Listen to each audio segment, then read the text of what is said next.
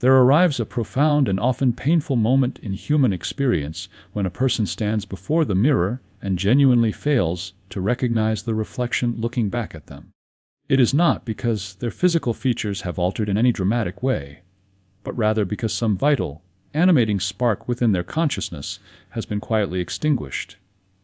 You may have spent agonizing months seeking employment, diligently sending out letters, making inquiries, and knocking on doors that stubbornly, inexplicably refuse to open. The world suddenly feels cold and indifferent. Perhaps this is exactly the wilderness in which you find yourself standing today. During the height of my ministry in New York City, I met countless individuals in this very predicament. Men and women would arrive at my lectures completely and thoroughly exhausted, devoid of any visible hope, carrying the heavy, silent conviction that God had somehow overlooked them or abandoned them to the harshness of the economic system. Consider the case of a man we shall call Armando. He was a highly competent accountant who had been without a position for 7 grueling months. Over those months, the constant stream of rejections had eroded his spirit, and he had begun to seriously doubt his own inherent worth as a human being. What Armando learned on a particular Tuesday afternoon changed the entire trajectory of his life forever. He was not handed a list of influential business contacts. He was not given worldly recommendations or tips on how to manipulate an interview.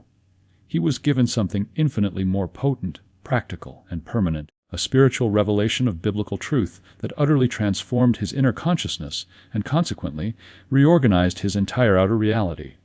That very same truth is fully available to you, right here and right now. I teach with absolute, mathematical certainty that no door in the physical world remains closed when the inner mind is brought into true, scientific alignment with the divine mind. There are absolutely no exceptions to this spiritual principle. The tragic truth of the human condition is that the vast majority of people pray entirely incorrectly. They pray from a deeply rooted standpoint of fear, from a consciousness of lack, and from a trembling sense of doubt. They beg a distant deity to change their circumstances. This sincere but entirely misguided approach fails to activate any real spiritual power. It is precisely like trying to light a lamp without first plugging the cord into the electrical socket. The power is there, waiting, but the connection has not been made. The great revelation that transformed Armando and the thousands of others who learned the truth of scientific prayer is simply this: your outer world is always, without exception, the outpicturing of your inner world. To change your life, you must logically first change your mind. Armando went home that evening with a newfound clarity expanding in his chest. For the first time in 7 months of bitter struggle, he understood that his problem was not the fluctuating job market, it was not a flaw in his resume, nor was it the national economy. The root of his problem was his own concept of himself before God. Every human being carries within them a mental image of what they believe they truly deserve, of what is possible for them. This inner image acts as an invisible, unfailing magnet. It draws to you exactly the conditions that reflect it.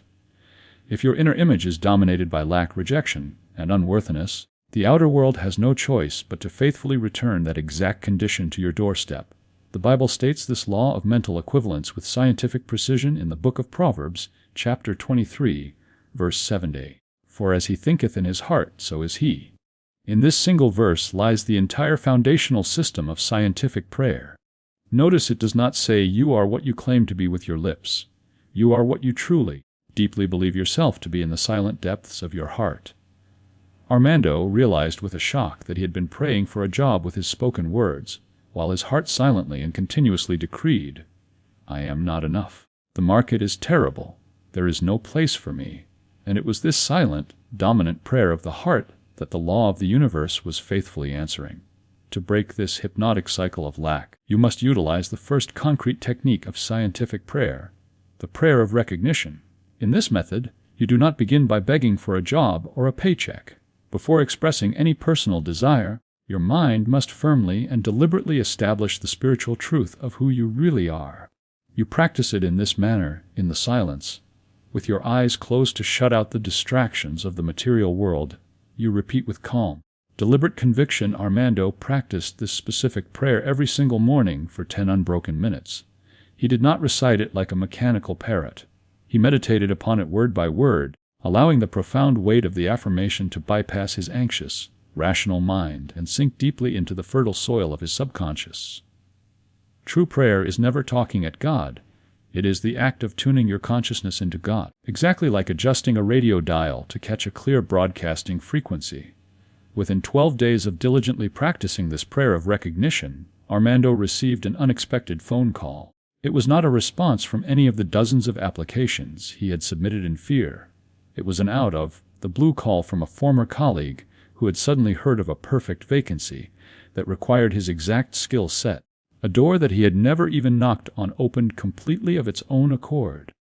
To understand how this happens, you must think of your own human mind as a fertile garden. Whatever seed you plant in the soil of your mind must eventually grow and bear fruit. The laws of agriculture apply perfectly to the laws of the mind. The seeds of fear produce fearful, restrictive conditions. The seeds of faith produce expansive, faithful conditions. The garden of your mind does not judge the seed. It simply, mechanically grows whatever it receives. During a prolonged period of unemployment, most people are unwittingly planting handfuls of anxiety seeds every single waking hour.